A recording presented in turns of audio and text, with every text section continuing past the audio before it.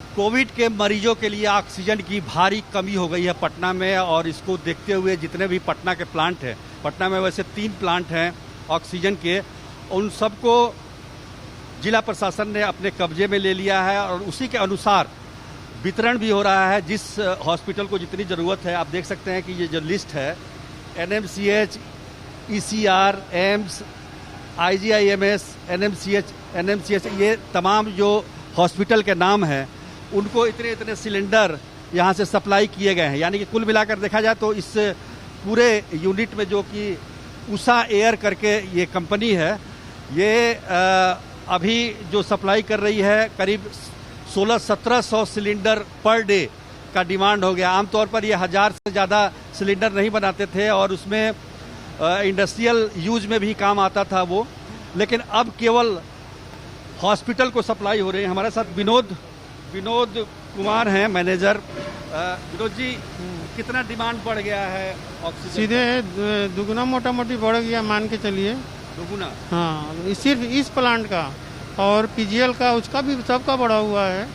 सबको जोड़ दिया जाए तो बहुत ज़्यादा हो जाता है। बिल्कुल। उसके अनुसार कुल मतलब आपको लगता है कि जिस तरीके से डिमांड बढ़ रही है उसको फुलफिल कर पाएगा आपका ये 3 प्लांट से फुलफिल हो पाएगा ये?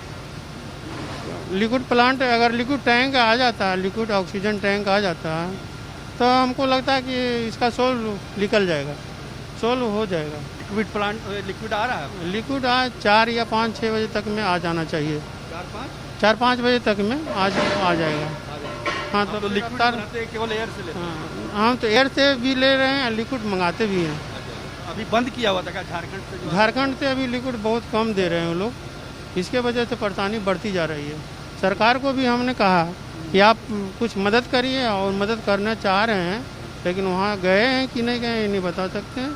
लेकिन तो लिक्विड 2 तरीके से ऑक्सीजन बनाए जाते हैं। एक तो एयर से लेके ऑक्सीजन दिया जाता है। यहाँ जो प्लांट है अभी एयर लिक्विड प्लांट है, और एयर से ही ऑक्सीजन निकाल के इसमें भरा जा रहा है। आप देख सकते हैं सारे सिलेंडर में अभी भराई का काम चल रहा है।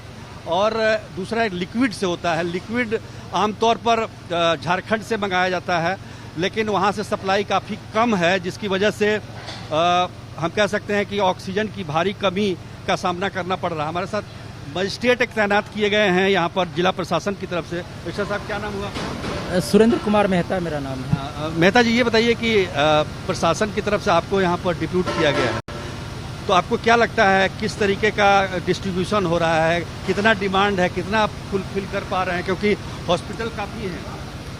एक्चुअली यहाँ तीन दिन से हम लोग हैं, आज तीसरा दिन है। जिला पदाधिकारी महोदय ने सारे हॉस्पिटल से सूची मांगी थी और उनके रिक्वायरमेंट्स को भी पूछा था, और पटने में जितने प्लांट्स हैं उनके अनुसार उनको टैगिंग किया गया है। परसों तो हम लोग मैक्सिमम कोई प्राइवेट वाले को भी यहाँ से दिए हैं, तो अब उनकी टैगिंग की सूची आई और उनको वहाँ से लेना है। और कल सिर्फ लिक्विड ऑक्सीजन की कमी थी। अभी आधे घंटे पहले हमको सूचना मिली है तो मेरा टैंकर बिहार शरीफ से आगे निकल चुका है। 2 घंटे के अंदर यहाँ का टैंकर आ जाएगा, और हमको पूरा विश्वास है कि आज रात के बाद से कभी जो है ऑक्सीजन की क्राइसिस नहीं रहेगी। पूरे पटना में नहीं? पूरे पटना में नहीं रहेगी। अभी हमने और भी सर से जस्ट बात हुई थी थोड़ी देर पहले, तो उनसे ये भी पूछे और भी प्लांट पे जा रहा है, तो बोले हाँ और भी प्लांट पे जा रहा है। यानी कि झारखंड से सप्लाई आपको मिल रहा है? लिक्विड? हाँ, मिल रहा है। और बाकी इसके लिए DM सर प्रयासरत हैं। जैसे हमको तो उनसे पूछ के जानकारी मिली है, इस संबंध में विस्तृत जानकारी हमारे जिला पदाधिकारी महोदय से ली जा सकती है। तो बिल्कुल, तो मजिस्ट्रेट साहब का कहना है कि लिक्विड आ रहा है यहाँ पर, और इससे जो ऑक्सीजन की कमी है उसको दूर किया जाएगा पटना में। लेकिन ये एक बात बताने की ज़रूरत है कि पटना में सरकारी अस्पतालों के अलावा 50 से ज़्यादा ऐसे निजी अस्पताल को कोविड का इलाज करने की अनुमति सरकार के द्वारा दी गई है, और इतनी भारी संख्या में हॉस्पिटल हैं, उतनी ही भारी संख्या में मरीज भी हैं। लेकिन सरकार ने जो अलॉटमेंट किया है वो एक फिक्स अलॉटमेंट है। कहाँ ज़्यादा है, कहाँ कम है, इसकी कोई जानकारी मतलब उसका कोई मेथड नहीं अपनाया गया है, जिसकी वजह से बहुत सारे हॉस्पिटल में अभी भी ऑक्सीजन की भारी किल्लत हो रही है, और कम से कम ऑक्सीजन से वो लोग काम चलाने को मजबूर हैं।